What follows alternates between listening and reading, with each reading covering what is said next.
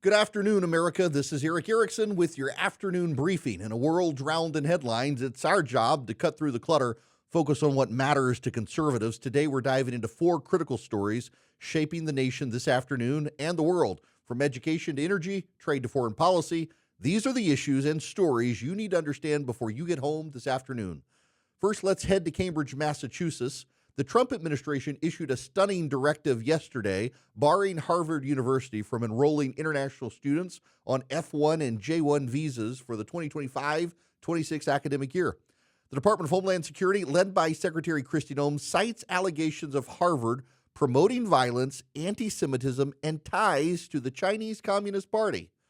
Harvard called the move unlawful and retaliatory and rushed to court.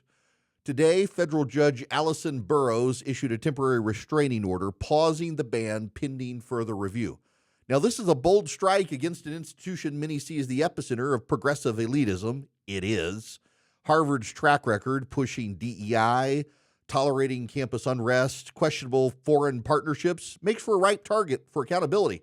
The administration's move signals that no institution is above scrutiny, and Harvard's the perfect target. But here's the problem.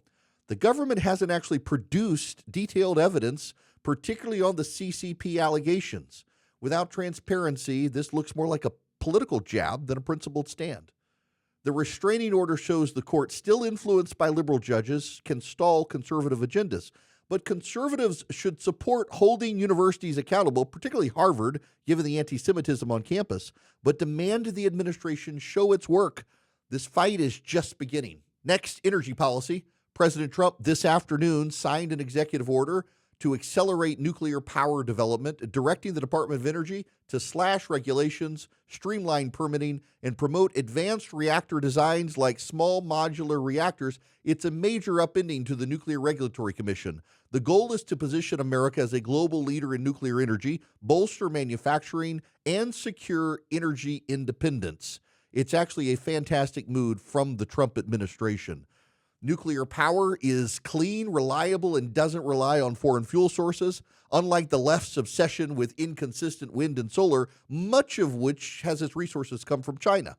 It's a practical step towards energy security and economic growth, creating jobs, reducing dependence on adversarial nations. But there is a catch. Regulations exist to ensure safety. Cutting them too hastily risks accidents and could derail the industry and cause doubts about the industry. The left's going to exploit any misstep, painting nuclear as too dangerous, despite its stellar modern safety record. Conservatives need to champion this policy, but insist on rigorous oversight to avoid setbacks. Nuclear dominance is within reach, but it requires precision, not just ambition. Now to trade and technology. President Trump took to Truth Social, threatening a 25% tariff on Apple products unless the company manufactures iPhones in the United States. Now, he also warned of a 50% tariff on the European Union for unfair trade practices. Apple stock dipped. The EU is scrambling to respond to the Trump administration. Let's be clear here. This is a misstep by the Trump administration. Conservatives want American jobs and a stronger manufacturing base. Donald Trump is right to prioritize that. Apple's reliance on Chinese factories is a vulnerability, especially given China's economic leverage over our supply chains. But tariffs are a blunt instrument, and Donald Trump's approach here is more about punishment than progress. Slapping a 25% tax on Apple products will raise iPhone prices, hitting American consumers in the wallet. It's not Apple executives who will pay, it's you and me. Apple had planned on moving iPhone production to India for the United States. India is an American ally. Punishing Apple and discouraging American investment in India does not just punish American consumers and the most valuable company on planet Earth, which also happens to be an American company, but it also punishes an American ally we need in the fight against China. Streamline environmental and labor rules, cut corporate taxes further, make it cheaper for Apple to build factories here. Incentivize, Mr. Trump, don't penalize. America First rhetoric resonates, but the tariff threat feels like a tantrum, not a strategy. Conservatives need to demand smarter policies that bring jobs home without spiking costs. Mr. President, you can do better than this. Finally, foreign policy. The U.S. and Iran met in Rome this week for nuclear talks. The atmosphere was tense. The Trump administration is pushing for tougher restrictions on Iran's nuclear program, arguing the Biden-era deal was too weak. Iran is accusing the United States of bad faith, and with Middle East tensions rising, Israel's on high alert. These talks are teetering on collapse as we speak this afternoon. Iran's regime is a proven bad actor. They sponsor terrorism. They threaten Israel. They're destabilizing the entire Middle East. Donald Trump's right to reject appeasement and demand a deal that actually stops Iran's nuclear ambitions. The Obama-Biden approach of concessions failed miserably and needs to be left on the ash heap of history. But walking away from talks with Iran risks Iran accelerating its nuclear program in conjunction with Russia and China, potentially forcing a military confrontation no one really wants. We need to back Donald Trump's hardline stance, but we need to urge strategic diplomacy.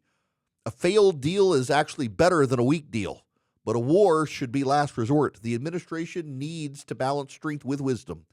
The consequences of miscalculation will be catastrophic in the Middle East, and frankly, Donald Trump needs to be prepared to ignore the isolationists and be prepared to join Israel in destroying Iran's capacity to build a bomb and whatever it takes to stop them from using it.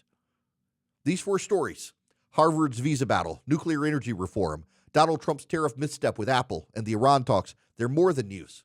They're snapshots of this nation at a crossroads, grappling with its institutions, the economy, its global role, and trust. The Trump administration is swinging big, challenging allies, pushing for energy independence, and confronting adversaries. But boldness without precision can backfire. Punitive tariffs risk economic pain, where deregulation could spark growth. Tough talk in Iran is necessary, but diplomacy requires finesse, and taking on Harvard actually demands evidence, not just headlines.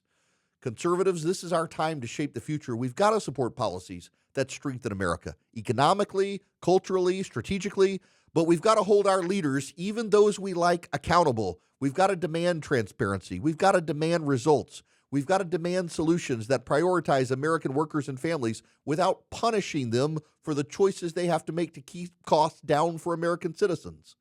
The road is fraught, but it's ours to navigate. Be sure to like this, subscribe to it, share it, subscribe to our YouTube channel. This helps us grow the product, grow the show, and do more of them. I'm Erick Erickson, signing off this week with your afternoon briefing. I'll be back Tuesday. Have a great Memorial Day.